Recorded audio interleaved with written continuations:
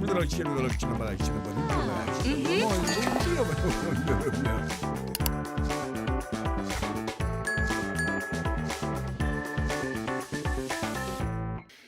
welcome to a new episode of Talk Turkey. Hi, Nevşin. It's the final countdown for elections in Turkey. Yes, we have less than 2 months left, actually. Yes. And it's a very, very crucial elections for everyone. At least everybody perceives this as like a benchmark election, because the opposition says we're going to transform the system back to a parliamentary system. So, I mean, it's going to be either the parliamentary system or the existing system, presidential system. So it's going to be a benchmark election. And this time, for the opposition side, it looks like there's hope. Yes. Well, surprisingly, we are talking about the elections, but also it's like quite complex, because this time we are really talking about many different electoral alliances, candidates. The system is a bit unique as well. So maybe we can start with a very brief background on what the Turkish elections look like and what are we exactly electing in Turkey. And then we can go through different electoral alliances as well. There are quite a few this time. As you said, it's going to be on May 14th, and it has potential to be the most consequential, actually, since 1950 elections, I believe, which ended the single party rule. I think we are coming to a point similar to this. And declining support to the AKP combined with the strong alliances, there seems to be a chance to end to the AKP era. And we are going to elect 600 parliamentarians and one president, potentially also several vice presidents, but we will come to that. And total about 62 million people will be able to vote in these elections. And for the presidential elections, if no candidate secures more than 50% in the first round, we will also have a second round, which will take place on 28th of May. In terms of number of voters, there are also around 6 million first-time voters. This is really important because these young people were born actually after Erdogan came to power in 2002, and their vote can have a major impact on elections.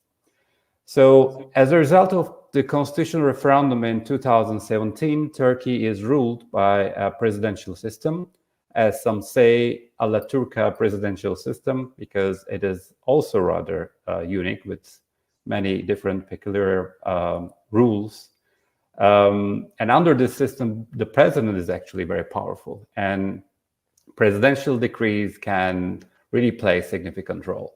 The parliament is still strong too, but if it's also controlled by the president's party, then checks and balances don't really work very well. That's also why one of the main promises of the opposition is reinstating the parliamentary system. Ironically, the presidential system gave more power to Erdogan, but it has also complicated things for him. He needs more than 50% now. Just to put it in a context, in 2002 elections, he became prime minister of Turkey with only 34%. That's also why he needs electoral alliances now. Electoral alliances were introduced as a way of increasing his power, but the opposition parties, they learned also the game rather quickly. And by forming different electoral alliances now, they are seriously challenging Erdogan, actually.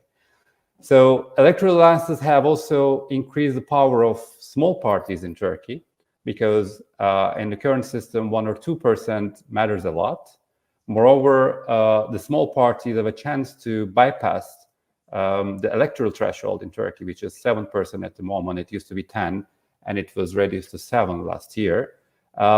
Thanks to electoral alliances, it doesn't really matter, though, for small parties.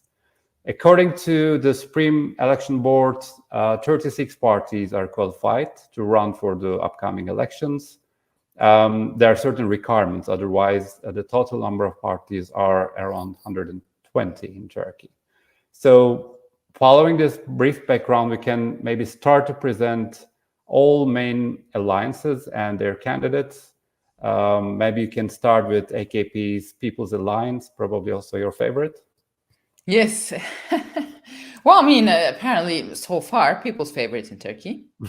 So here are the two guys who started this People's Alliance. This is President Erdogan shaking hands with the leader of the Nationalist Movement Party, Devlet Bahçeli. They gathered together and they formed the party. Legally, these two started.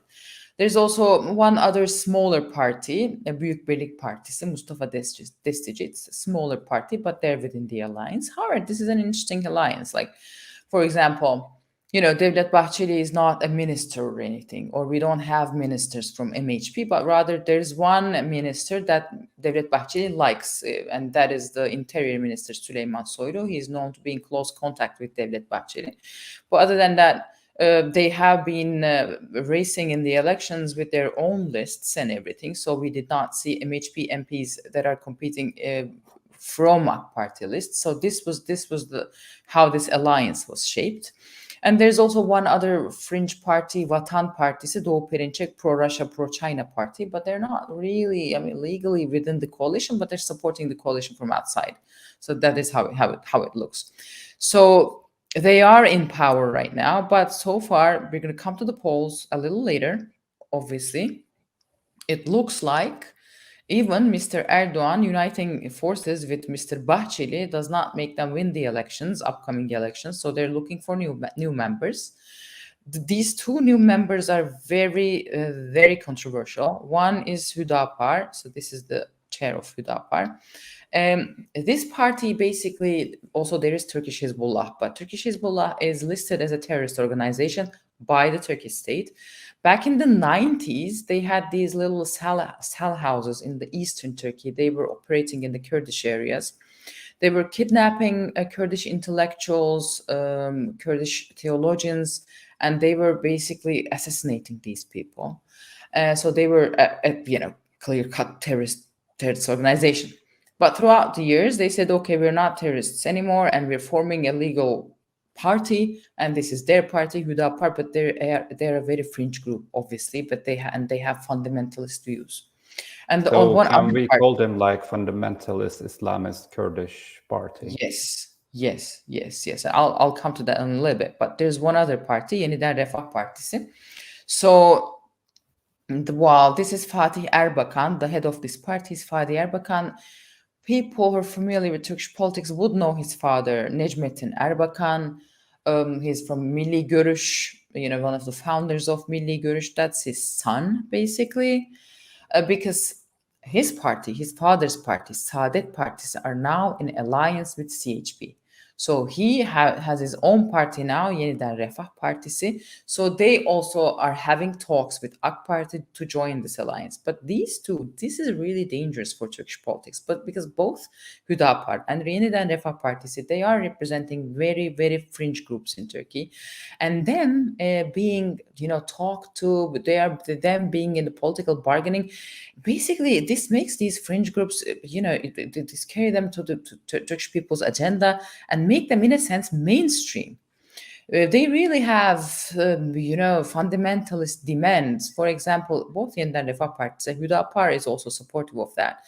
They want this famous Turkish law, 6,284, numbered law. This law basically is about the protection of women against violence.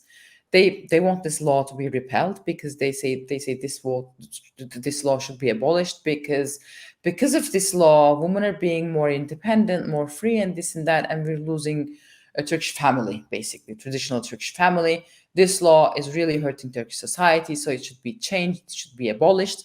And they claim, when they've spoken to AK Parti, when they had these talks with AK Parti, they claimed AK Parti said yes to their demand. They said AK Parti is really, we're in agreement with AK Parti.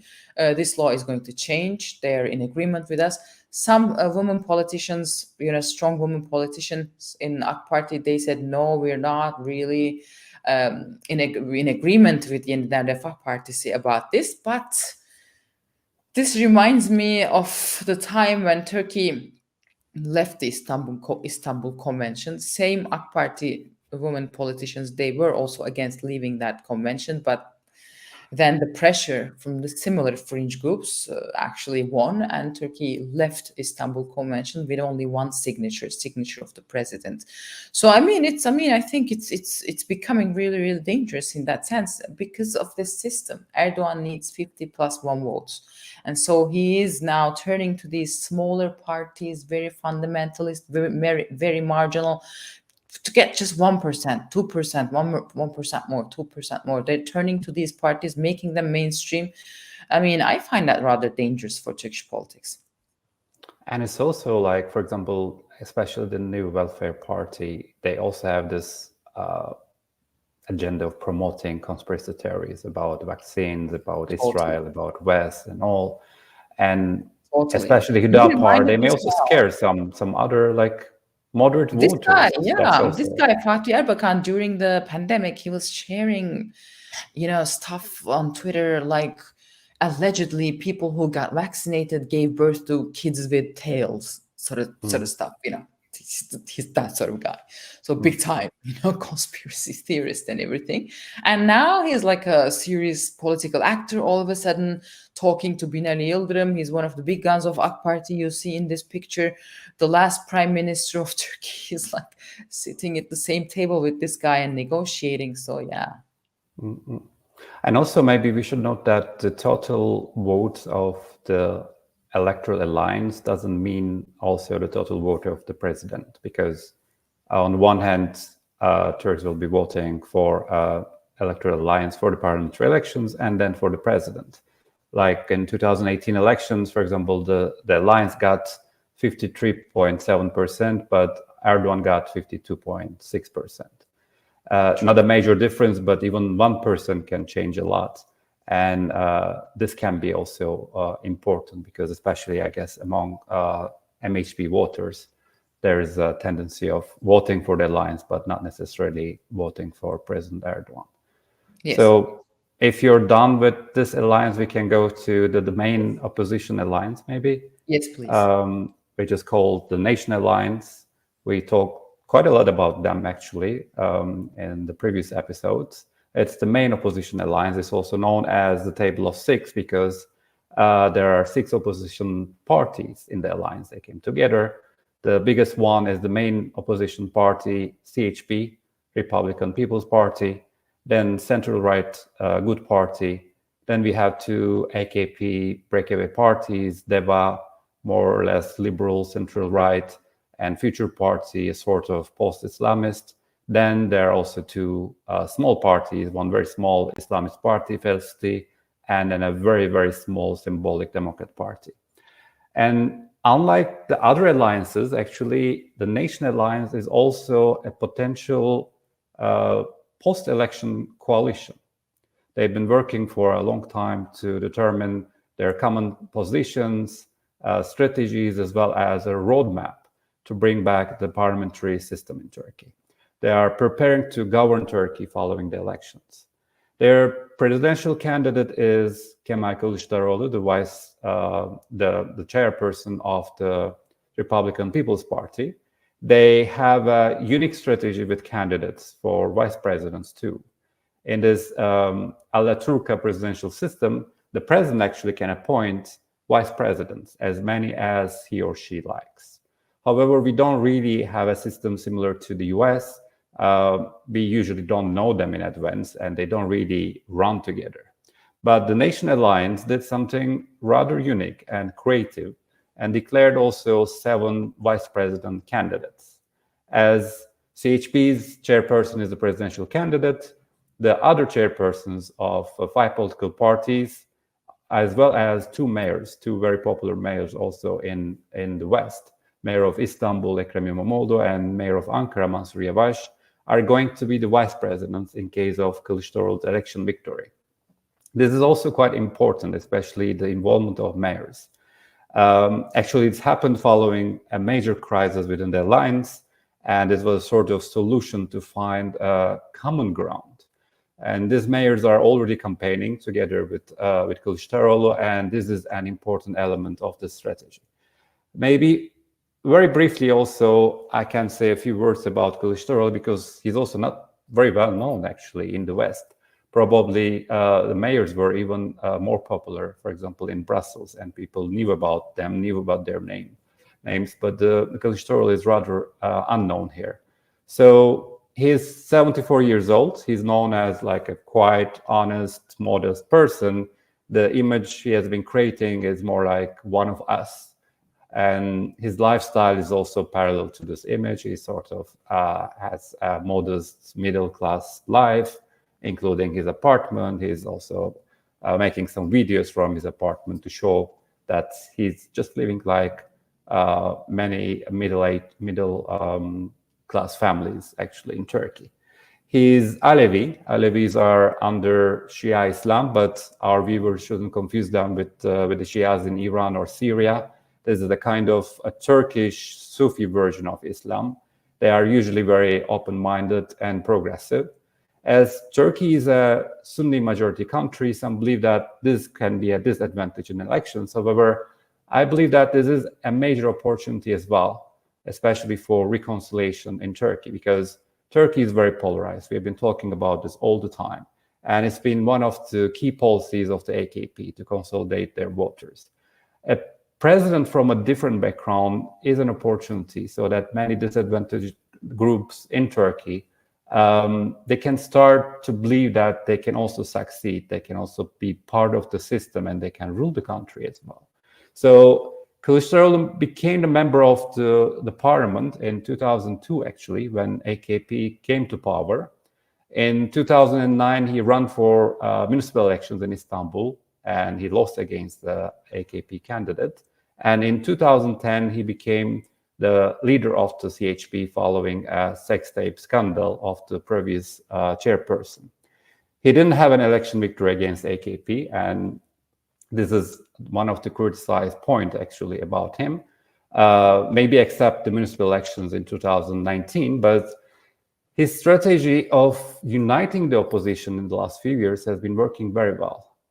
Thanks to this strategy and his partnership with Good Party and his chairwoman Akşener, now we can talk about a potential victory against the AKP. So he's really one of the masterminds, at least, of this strategy. He also has several nicknames. The most popular one is by Kemal, Mr. Kemal. Erdogan was calling him in this way, actually, so that he was sort of looking down and seeing him like someone who couldn't do much, who couldn't succeed much. But Kılıçdaroğlu somehow turned it around and made it his nickname. And there are also other nicknames as like Turkish Gandhi, Quiet Force, Grandpa Democracy. And he's trying to really work on this image well and to reach out to especially young people, even if he's quite old. He's really doing his best in the last few years to reach out to young people. And one of his mottos is popular nowadays: "My name is Kemal, I'm coming." So we will see if he's going to be the next president of Turkey. Well, yes, I mean, there are a lot of ifs, of course. I mean, if the opposition manages to do this, if the opposition manages to do that, one thing they have to manage to do is like get the support of HDP, the main Kurdish party in the system. They're in another alliance. So one of the members of this opposition alliance, E Party, they're a nationalist party, actually, as you defined, and they don't want to be anywhere near HDP, basically. They're in the same side. They're both against Erdogan, but they're kind of against each other also. So they cannot be like in the same alliance. But HDP formed another alliance, basically, this one, Labor and Freedom Alliance. So there is HDP and other communist parties. So this is the what they sometimes people call the left alliance. So they are highly likely they're going to support Kılıçdaroğlu's candidacy. They're not going to have their own presidential candidate. Instead, they're going to vote for Kemal Kılıçdaroğlu, but in the parliamentary elections, they're going to have their own list or whatnot or whatever. But within this alliance, there are also problems. So the main party, of course, in this alliance is HDP. The only party that can pass the national threshold, which is 7%, is HDP. Other parties cannot really pass. For example, Turkish Labour Party. It's like one of these recent parties. They used to be Turkish Communist Party. Now they're divided into two, and this one is Turkish Labour Party, they're kind of favorite. They're like favorable among young people, obviously, but they cannot get, I mean, let's be realistic, more than 1%, 2%. So that's the expectancy. So they cannot, on their own, they cannot pass the threshold. So they need to be in their alliance with HDP. But they had some problems within the alliance because Turkish Labour Party, they say they're strong in Istanbul. So they want to have their own MPs in Istanbul, because HDP says, let's have a strategy. Let's have one list, for example, to be more effective, to get more MPs within the parliaments, only one list. And then Turkish Labour Party says, well, then we want 20 MPs.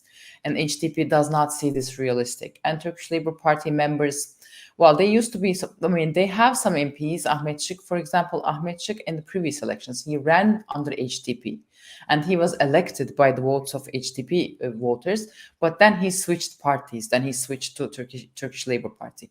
One other MP, Seyrek Kadıgil, he's one of the, Seyrek Kadıgil is resembled to American AOC in a sense, her style and everything. He's, like one of the loud and fighting type, in Turkish politics. So Seyrek Kadıgil was used to be CHP. She was elected with CHP voters' votes, but now she switched to Turkish Labour Party and everything. So if they run on their own, basically they cannot get elected. They need HDP in this system, but they want 20 MPs, and HDP does not see that realistic and everything. So they're having their own discussions. And one of the things, there's a case against HDP that is going on, that is on the Supreme Court. Basically, the claim is HDP is being supported and supporting the terrorist group PKK. So the demand is the closure of HDP. It is going on, this court case. HDP is going to defend themselves, written and orally, I think, on April. So there is a possibility just before the elections, Supreme Court could decide to close HDP. There is that. So HDP has their own strategy now. What they're going to do is they formed another party formerly, which is called Left and the Greens Party, something like that.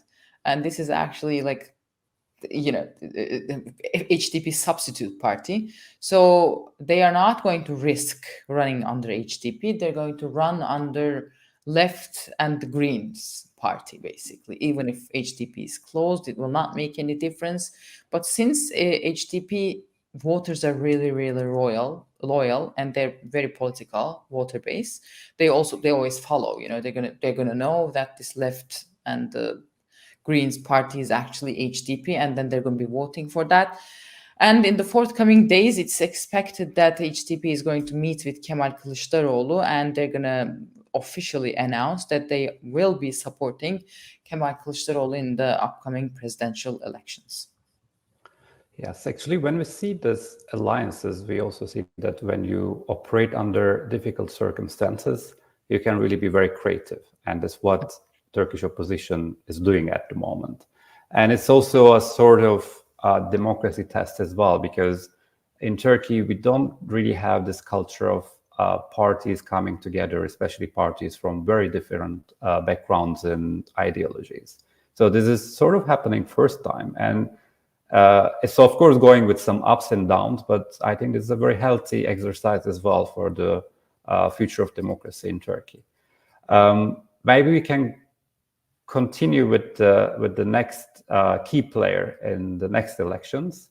It's also a very curious case as well. I know he's also a very good friend. He called you this week. So Muharrem İnce is the next key player. He was actually a candidate of CHP in 2018 elections. He left the party and established his Homeland Party, which is a sort of nationalist left with some touch of populism. In 2018, he got 30.6%, and he couldn't really manage the election night very well. That's why many people in Turkey are still angry at him. He accuses his old party, CHP accuses him, but finally, here we are, and he's running against actually Kılıçdaroğlu as well, in a way, because they are sort of targeting the same voters. He's extremely visible on social media, and is a mystery because he doesn't seem to have a huge support. He seems to attract, of course, some young voters, but his visibility is really beyond that. There are also some conspiracy theories about his popularity on social media. Some also believe that AKP is indirectly supporting his social media presence because it's also sort of working against Kılıçdaroğlu as well. And if we can get some votes from Kılıçdaroğlu, then we can talk about also a second round. He even tweeted a few days ago publicly asking Elon Musk to check if there are bots supporting him and put them down if it is the case. He's also very sensitive nowadays. He has been arguing with many journalists, including you. He's been complaining about all these people being against himself. So we are going to see how it's going to evolve. But basically, why is his potential few percent, maybe not even, but why is this important? Because if Kılıçdaroğlu is under 50% in the first round because of this, we will have a second round. And this is an additional layer of risk for the opposition. Both they will need to stay united. But of course, if there is a second round, then we may also have much more aggressive strategy coming from the AKP as well. He also said that he may withdraw prior to elections if he sees that he's not going to be winning. So probably he's going to use this as a sort of negotiation power with the Nation Alliance. We are going to see this, but he believes that he gets like 28-30% votes now, and then he believes that he will be the one going to the second round. But to be honest, this doesn't seem to be very likely. Yeah, I mean, rather than a conspiracy theory, actually, this was the conversation between me and Mr. Ince also. So I said on Fox TV, basically, which I'm a commentator on Friday nights. So I said, basically, I mean, what we're seeing is we have some Twitter personalities, also bots, but Twitter personalities, which are known to be pro-government, and they have been supporting Muharrem İnce, or like openly. And we're seeing these bots and these bots being directed by the panels and everything. They're boosting Muharrem İnce videos. I mean, we've been seeing that. And I explained this on TV. Then Mr. İnce called me and he was like, you don't have any data. You're saying this, but you don't have any data. I said, I have data, actually. As a matter of fact, we have data. I mean, we have been following such Twitter personalities, basically, and also these bot movements, and you can openly see they're supporting Muharrem İnce. Why are pro-government Twitter personalities and pro-government Twitter, basically, tweet factories, in a sense, or troll factories, why are they supporting Muharrem İnce? Because he's very crucial.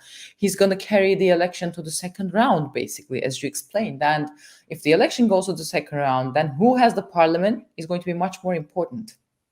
Even if AK Party cannot have the sole majority in the parliament, they're highly likely they're going to have a lot of MPs, probably a little more MPs than CHP, and then Erdogan is going to use that to basically boost himself in the second round. Then he's going to turn to his voters, he's going to turn to Turkish voters, and he's going to say, well, you see, we have the parliament, we're the majority in the parliament, so basically for sustainable future, sustainable politics, support me. Otherwise, it's going to be a crisis.